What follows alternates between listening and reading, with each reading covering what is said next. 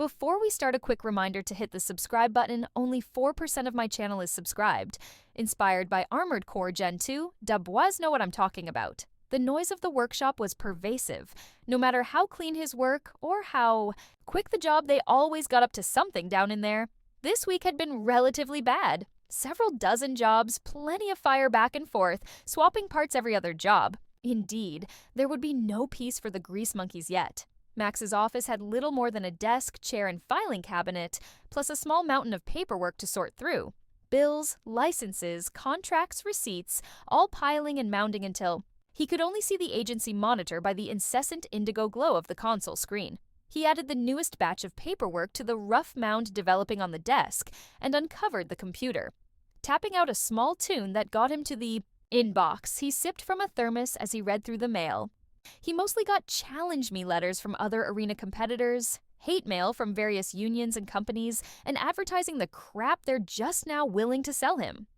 He took a breath and deleted a few dozen off the list out of hand, looked at a half dozen others, carefully considered accepting a fight or two, then blinked. A fresh piece of mail arrived between opening and closing one of the fight offers. Company 4 was contacting him saying something about a research base in distress, urgent, on job board. Listen to briefing. Heavy Jade Industries was one of those. Cheatsy lil bastard companies everyone was mad at but bought from, and he was almost absolutely sure they were pulling some shit. Tabbing over to the job board, Max took another sip and started chewing. The briefing slideshow was to standard for a normal job entry. The voiceover was very bold, though. It stared off with a solid, "This briefing, its contents and implications, are subject to the highest level of security we can impose on third parties." On its own, it reeked of politics, but this job and its description are fabricated circumstances to get you on a plane crossing over our rival's HQ? Yeah, heist shit. The outpost's distress is on paper only and exists as an excuse to offer payment in advance, a means of sidestepping some measure of suspension on our end. Typical. Should you accept, you will be loaded aboard a transport plane with supplies, and deferred maintenance to provide an excuse for the unexpected drop. A risk? Your target is the research and development cluster of Big and Expensive Co. Ltd. We expect 2 mechs of similar caliber to your peers to be combat capable within. A challenge? We expect both to be testing platforms, emergency response units, and thus be equipped with the latest developments in your weapon architecture. While not your explicit targets, it is to our mutual benefit to see both disabled. Options? Maybe. Extract their R&D data from the servers and destroy the development. Labs enough to total the machinery and structures present. Escape to either broadcast or secure transmit to us. No real escape plan, though. Advance payment is the market rate for a fast response mission with bonuses for enemies disabled. Again, to diffuse suspicion, further compensation will be provided in form of production parts, both current and stemming from this raid, provided in advance and free of charge. Both companies make some good stuff. Any usable parts on site are yours to keep. Any disclosure of this briefing or the mission's true purpose will come with consequences. This offer is urgent as the circumstances that enable it are temporary. Having ignored the slideshow after the opening lines of the voiceover, Max leaned back in his seat and sipped his chicken noodle soup some more. The proposition had gears turning, he'd give them that. Get dropped on top of a corporate HQ and steal their shit to broadcast. Someone must be trying to break an altruistic streak. That's certain. He let his thoughts roll for a few minutes, turning his chair to look out the open bays to the cloudy sunset. The techs beneath working like noisy ants to rebuild what could be salvaged from his last handful of missions. I do need parts was the thought that pushed him over the edge.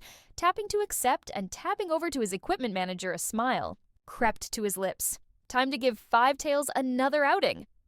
3 hours of swapping around parts and dusting up an old setup was pushing it for Heavy Jade, apparently.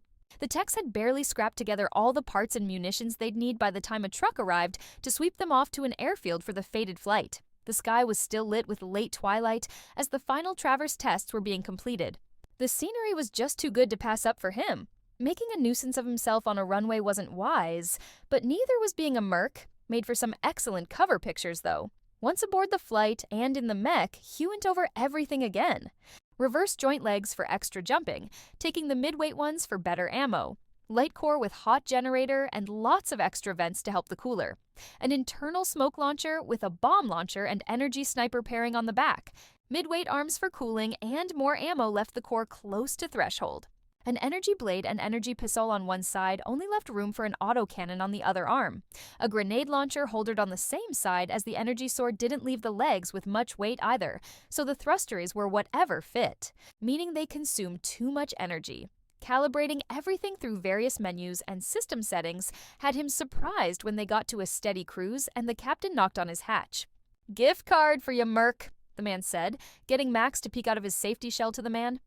The offered item was a thin tablet about the size of a gift card.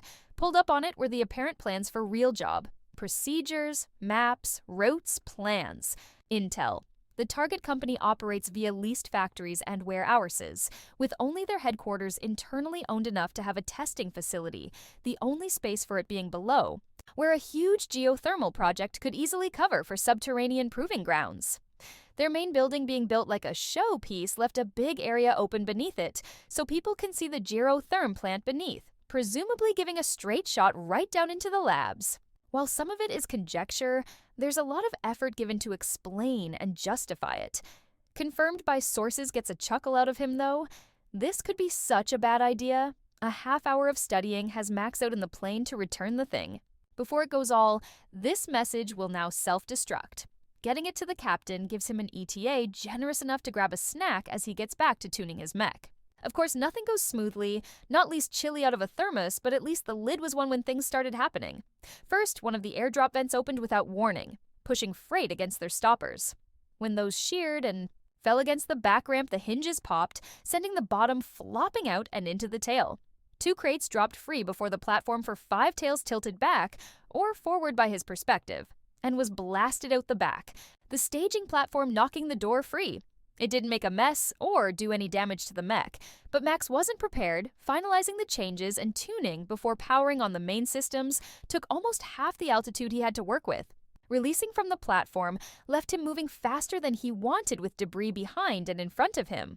Letting himself catch up to the crates before pulling the overboost cord had him understand roughly where he was and needed to be. He had ground to make up to get to the company gates. Aiming his mech to the side upwards, he burned up his whole tank boosting out of the fall.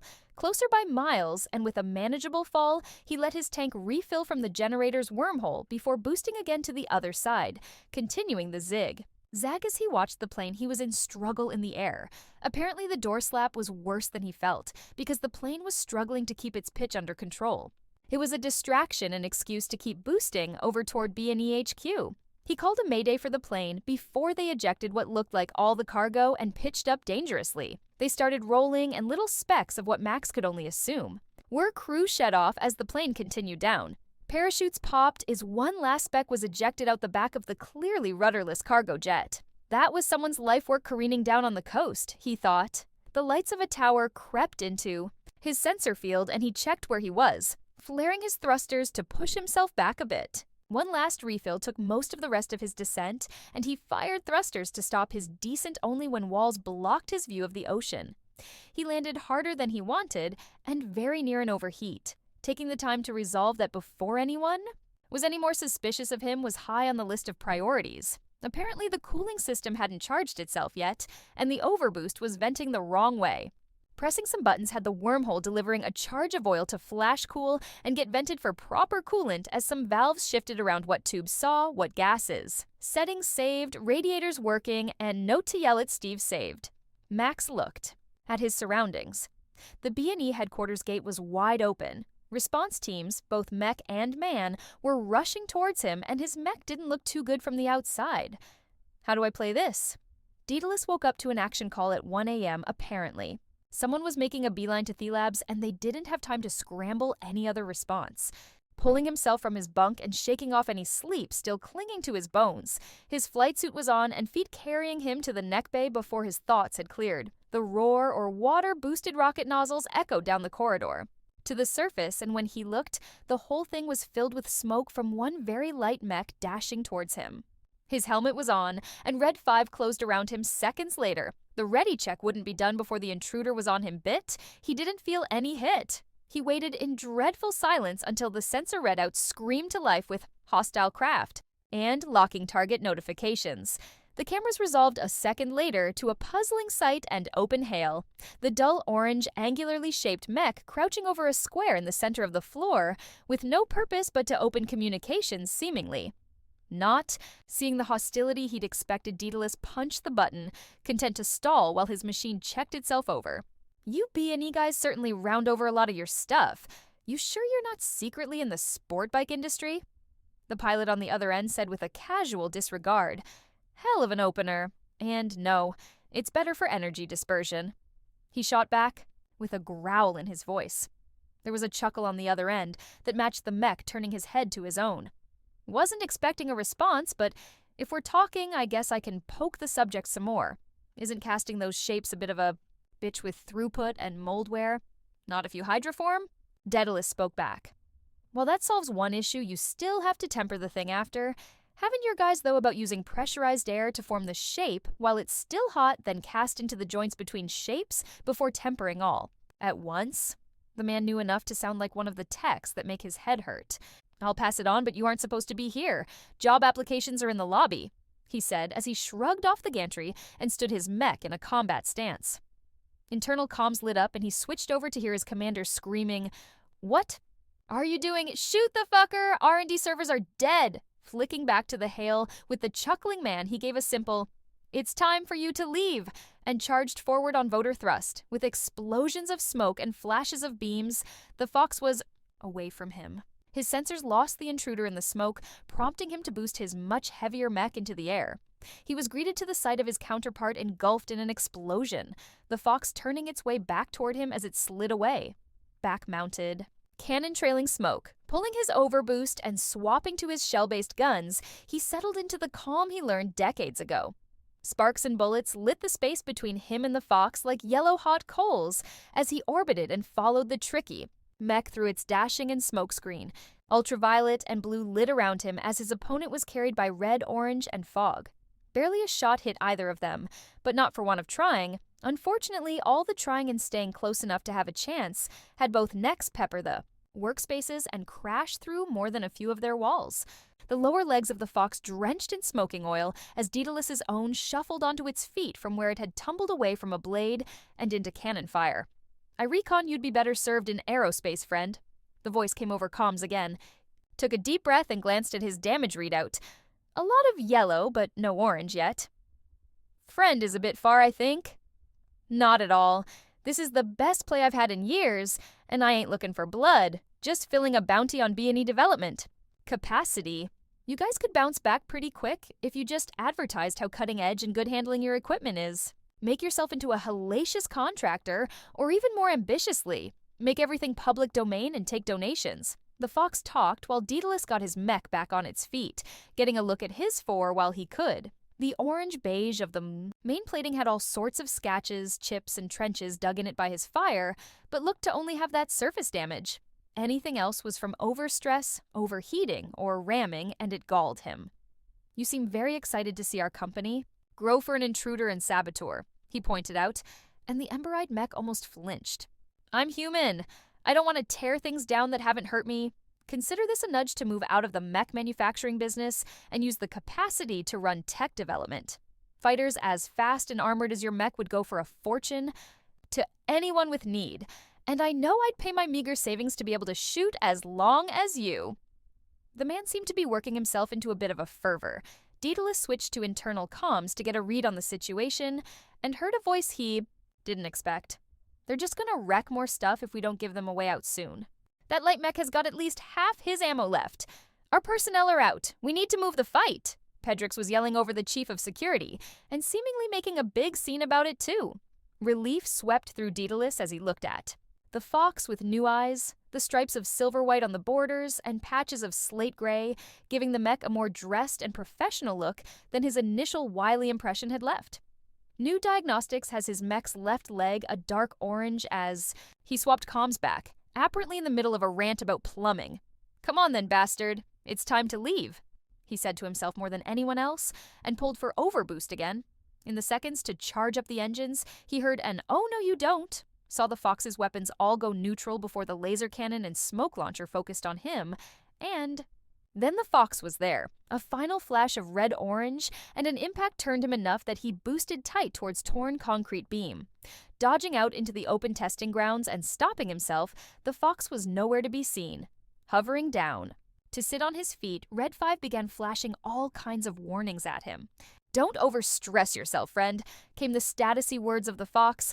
Already far enough away that the signal was breaking up, Daedalus began powering down his machine, mentally preparing himself for a dressing down of colossal proportions. When it exposed his pilot capsule and let him open it, he was ready to take in the damage he did to his adoptive home. At least the fire was being suppressed. Now enjoy next story. Space is vast. Not everyone has access to the same resources in the same abundance. Fewer still care to produce that which is already plentiful. That is where trade happens, what it creates, and why it is valuable. Because some people don't care about water. They need metal, and some people need the inverse. Grill had a freighter, a none too humble ship of a line long past. It had been a derelict until he had convinced his uncle that the thing had some worth. Months. At a human dock had cleaned of her guts and muscle, then cleaned her guts and muscles until she was just getting tuned up. The slow weeks of finishing work let Grell fish for good trades. Watching the markets and contracts tickled something in the back of his head. He snagged a crew on a loan and took the seamstress on a 4-station shakedown run. It wasn't perfect. Things broke. The internal cargo trains had to handle one trade because of an overlooked incompatibility, but returning home with a windfall never felt bad. Months had gone by. Further trials were done. Slowly, a more standard crew found their places, on the bridge and in the workstations. Weapons were fitted, support drones and their facilities added, docking bays designated, and shuttles stowed. He was proud that she could haul enough that one good trade covered their costs for a solid week. Though the ambitions were to do more, take her further, exchange higher value commodities, salvage other ships. If only he had more hands. That problem was hard to solve. Most looked at the origin of his vessel and simply turned up their nose at him. The rest either had pirate ambitions or simply had something wrong with them. Filtering which ones were compatible was mostly a matter of sending the existing crew drinking and seeing who they came back with. From there, a tour of the ship from him specifically was in order. He was in the middle of giving the tour to a member of a bipedal insect species when the subject of humans came up. "I understand that the current human presence is birth only?" the potential damage control officer asked while wringing his grippers nervously. Grell nodded sagely and began the standard spiel. "The humans here are still working out the last fitting and routing issues, and our dock personnel, while they are willing to make trips with us, they have lives here, and only a rare few have joined the journey crew. But there are still humans aboard, even with the diversity of species." The poor thing looked like he thought he was going to be confined to a box. The Mantidae were from a place with large and powerful mammals roaming free, with primate-like creatures competing with them over food. They didn't like tall, warm, muscular things on a good day, much less ones that wore the face of doom to many of their ancestors. On the Galactic stage, they abjectly refused to trim their blade claws on the mere presence of humans.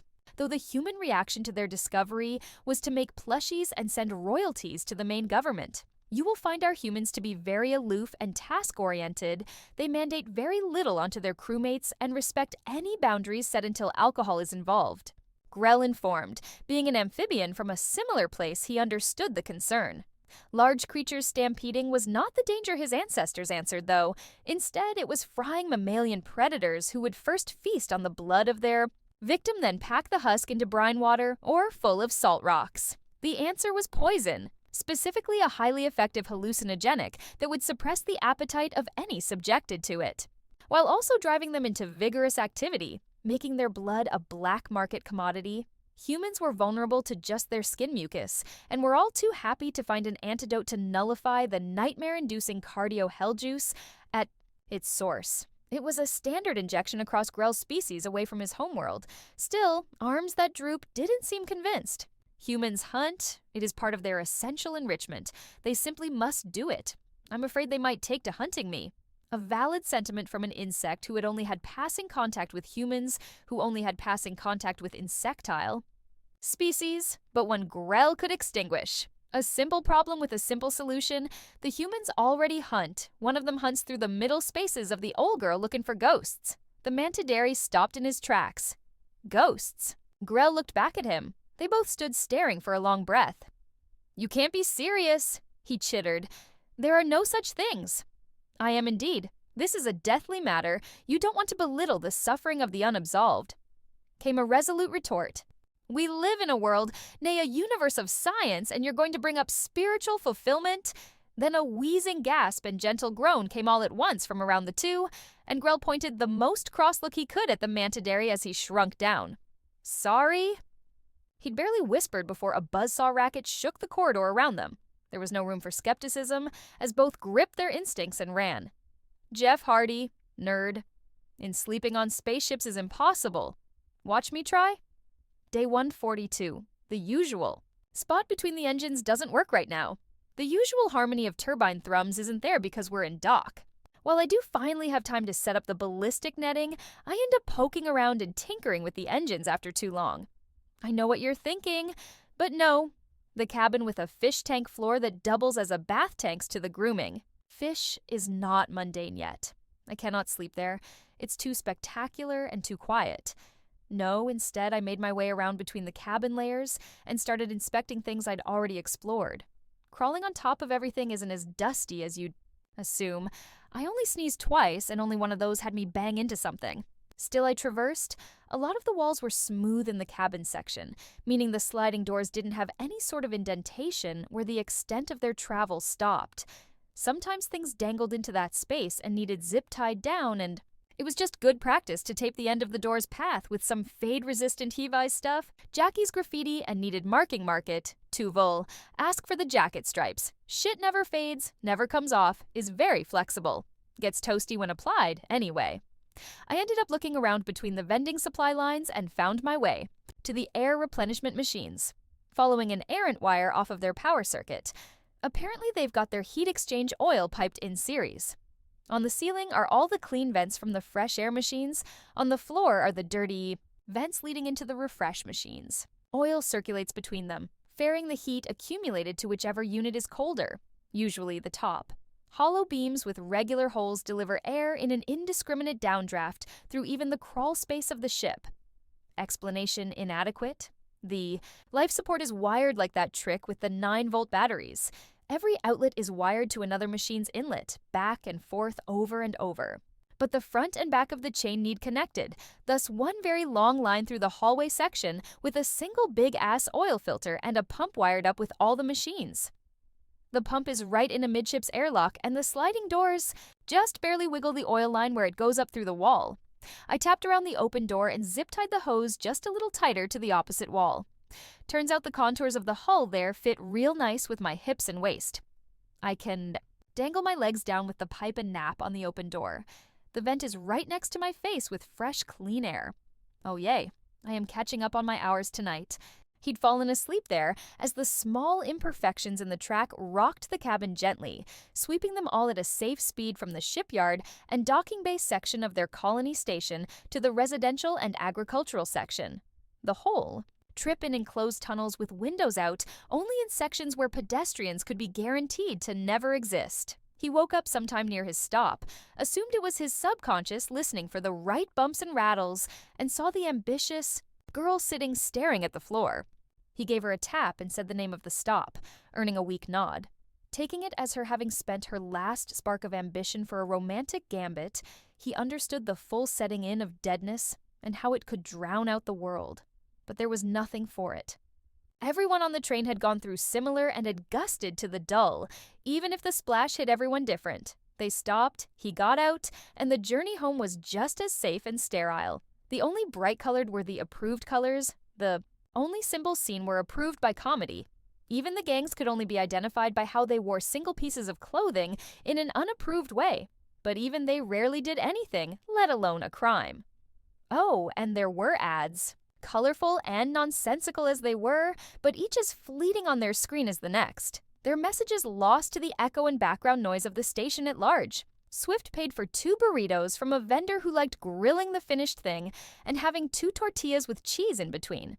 Another had all the same ingredients, but went for thicker tortillas with cheese mixed with the cricket and bean patty, and might get that one for breakfast tomorrow. There was a slow, safe elevator ride to his floor that by the end he was working. On burrito number 2, both wrappers getting tossed in the direction of the nearest bin before entering his apartment. He liked the place. It was nice. There was a tree growing in a recessed area that had all sorts of angles and twists to it if he wanted to climb or rub on it, but he hadn't had the itch in years. He just flopped down next to it and stared up into its branches. "You're just as trapped as me," were the only real words he said the whole month, and having expended his yearly budget for those he closed his eyes and waited for sleep, he woke up thirsty, so just cupped his hands under the faucet and brought them back up to his face to drink. 2 or 3 of those and he felt lime he had to pee, so splashed the rest on his face and meandered over to his desk, waiting till he was holding it before bothering with the bathroom. There were messages and emails and all sorts of colorful pictures to look at, but he was half tempted to let his face fall into the keyboard. Everything was from the usual someone with something to complain, advertise, or ask about, some of them the same thing they'd dome of over before. All except one. ForgeCore 49 would like to invite you to a summer camp. See how well you do without computers helping you build things. 49. That was all the message was. There was nothing else to it. Looking through the other messages was boring. Looking through his accounts revealed just how astoundingly wealthy he'd become, and there was exactly nothing to do for the next season or two, because he'd gotten bored last night and blitzed the company's whole backlog of stuff just because he could. He went back to the message, typed a reply, and sent it before forgetting all about it, and walking over to the middle spot of the room and starting his daily workout. Mostly just do X until loose count. It was a fruitful day of loosing count, followed closely by burritos. 1. Standard Galactic month later. ForgeCore 49 knew that the stations of the Grand Herd were rough, but she never expected that. The whole place was governed by an AI who took safety as an absolute good and enforced it on everyone without consideration, toward anything even resembling enrichment. It had almost been a diplomatic incident just to send an email to one of the disfavored residents. She let herself be immersed into the thinking of her expected construct, the hyena morph being unarmed and standing on the open ramp of a VTOL dropship, as it flew slow and high between residential towers. She felt like these people were just oppressed, not by any regime or overbearing organization, but just by a system of guaranteeing safety. Not the oppressive safety of you shall not this or that, but the mundane safety of this will do this exactly like this until the end of time. The AI in charge of it all was trying to spruce things up with advertisements, but it still had netting up every other balcony to catch people with too little care to hold back curiosity. There was no adventure, no stakes, nothing to do, and no reason to want to. So, when the dropship ramp touched down on the railing of a normal balcony on a normal apartment block made from the same shapes as all the others, it was some small joy to see an 8-foot-tall feline gawking at the whole scene. "You said you're up for some primitive part building, so come on, we've a schedule here," she yelled over the sound of the admittedly quiet engines. He paused like he was remembering something before bounding over and practically pouncing past her into the bay, making her chuckle as the ship pulled away and shut its door. When she turned to look at him, though, her heart ached. His fur was greasy in excess. Bits of dust and sand that the ship kicked up with its jets clung to his coat where it still existed, and in most places it could be generously called thin. But his eyes were alert, and his expression was joyous, even as she went through the whole pre-programmed spiel of not healthy, not safe, unregulated environment, unregulated foods. For all she should see, he was in a state of bliss, just being in a cabin that wasn't padded and quiet. Even as she took some cellular samples from his bicep, there would be paperwork at the dock soon, but she'd let him have his first little taste of human tech. Hey everyone! If you enjoy these epic HFY stories, don't forget to subscribe, hit the like button, and drop a comment below to let us know your favorite part or what stories you'd love to hear next. Your support keeps the channel growing and the stories coming. Thanks for being part of the